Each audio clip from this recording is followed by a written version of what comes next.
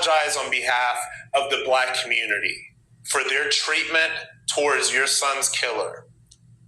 And I can only hope that your child can rest in peace and that you can remember him as he was.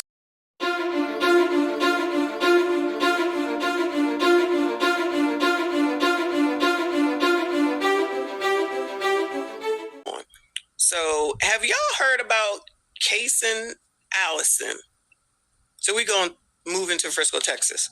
But y'all been telling me about Kason Allison, and nobody seems to be talking about that situation. So we're going to take a look and see what's going on because the trial has started. There's a trial going on right now, and it's got some similarities to... You see, that's a bold-faced lie. Messi Mashan got this message, this story from me. So she's lying when she said that no one is covering it. She knows that I'm covering it. She knows that I sent her this story. Because I asked her why is she not covering this one. I asked Anton Schuchheim Boy Daniels why he's not covering this story. I asked Officer Tatum why he's not covering this story. I asked OK Rick why he's not covering this story. I asked all the Sambos and the Aunt Jemimas why they're not covering this story. Frisco, Texas. I'm confused why nobody's talking about this. Part of the highly anticipated trial for Kason Allison, who is charged with murder in the stabbing of Joe Ramirez at Belton High School back in May of 2022. News 10's Isabella Quintanilla was in the courtroom all day today. She joins us now outside the Bell County Justice Center with more from the first day of the trial. Isabella. Yes, that's right, Lauren and Gordon. The 156th District Court was packed today with families, friends, witnesses, and others, all who have been waiting nearly 3 years to learn the fate of now 21-year-old Kason Allison. We first heard from the state prosecutors who are charging Kason Allison with murder, saying he was intentionally cutting and stabbing Joe Ramirez, to which Allison pleaded not guilty. Okay, so Kason allegedly deleted this Ramirez child. There's too many names, I can't keep up. So this is Kason. It happened in school. It was the same, a similar weapon. The guy you see on the screen there, his name is Joe Ramirez. The white boy you see after this is Kason Allison. You're right, Messi Marchand, you got to keep up. I shall call it. And this happened in 2022. And clearly it looks like Kason is white. And then Ramirez is Hispanic, black or brown, however, BIPOC, okay? And the trial has just started. It just started this past week. They've been in for 4 or 5 days. And with all this talk about, the law and people that care, and it's not right, it's not fair, and what you doing and what it should be, and this, you can't use this money for that, you can't use this money for this, and you're just a red rummer, and how dare you get out, and you don't know what you... Ain't nobody got nothing to say about this. And it's been going on for... I've been talking about it, Messi Bashan, and you know I have. But none of you coons and Aunt Jemimas wanted to touch this. I forced you to touch it. You had to touch it. You had to talk about it. 3 damn years? Cutting and stabbing Joe Ramirez, to which Allison pleaded not guilty. His defense attorneys then gave their opening statement implying it was self-defense. Defense attorney Zachary Boyd told the jury, quote, Kason was in the fight for his life, where he was jumped by 5 friends, end quote. 5 friends, child, they ain't your friends. So he was jumped by 5 friends and he was fighting for his life. So what is that? Is that self-defense? I was thinking if it was stand your ground, but I guess it's not. Where is this at? I can't.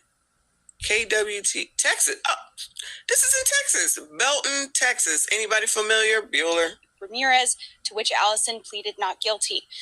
His defense attorneys then gave their opening statement implying it was self-defense. Defense attorney Zachary Boyd told the jury, quote, Kason was in the fight for his life, where he was jumped by 5 friends, end quote. We heard from 5 state witnesses today, including a 911 record custodian, the Belton ISD Director of Safety and Security, 2 teachers who saw the aftermath of the stabbing, and the school nurse. At the start of the trial, they played 5 911 calls from 2 staff members, 2 students, and a parent. In one of those calls, a girl identified Kaysen, claiming she saw him running through the parking lot with a bloody nose. They then played security footage from several cameras showing Joe and 3 others walking into a bathroom. Kaysen and another boy walking in shortly after. 5 boys, including Joe, then ran out of the bathroom and split up, with Kaysen once again running out shortly after. We also saw footage of Joe running down the main hallway, bleeding onto the floor. Lord, y'all, they got a lot going on what it is that they got to show. But listening to this, right, it's like everybody swear they know everything about Frisco. And then you hear what's going on over here in Belton, all the people, all the traumatized people, all the witnesses, the videotapes, the phone calls. Everybody don't even have all that ish. People ain't even got all that ish, but swear they know everything about everything and willing to do all this stupid stuff that they're doing, say all this stupid stuff that they're saying to people, tear everyone else down. You wrong, I'm right. You don't know what you're talking about. Half of these MFers don't even know these people, didn't even know Frisco, Texas effing existed until this crap happened. Now they are effing expert on the effing law, how it works, what you can do, what you can't do, and all this effing outrage. But I guess because this is a white young man against a Hispanic, is that the difference? And there's so much stuff that, again, we don't even know. Nothing. And when wilding out, willing to wild out, and then to just, I don't know, y'all. It's just, shout out to whoever told me about this, because I didn't know. But that's a lot of shit. You know who told you about this, Messy Michon. Why are you playing a role like that? I've called you out about it, Anton Daniels, Officer Tim, a bunch of other you coons as well. Coons and you Sambos and Aunt Jemimas. You know it was me. But you're not covering this story. You want to cover the Anthony story. But you know what? You don't want to cover this one, the Allison story. That they're talking about, that we ain't even gotten to the damn indictment of Carmelo. Hell, they just indicted Luigi like this week. Luigi Mangione, the one where all the women are throwing themselves at him.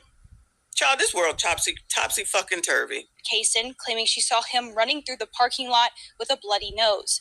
They then played security footage from several cameras showing Joe and 3 others walking into a bathroom. Kaysen and another boy walking in shortly after. 5 boys, including Joe, then ran out of the bathroom and split up, with Kaysen once again running out shortly after. We also saw footage of Joe running down the main hallway, bleeding onto the floor and then collapsing. Blood immediately began to pool as teachers and staff quickly surrounded him. Many of Joe's family and friends were in tears as they watched this all play out. One witness, the first to get to Joe, said, quote, "His breathing was rapid and shallow. It appeared to me as if he had a punctured lung."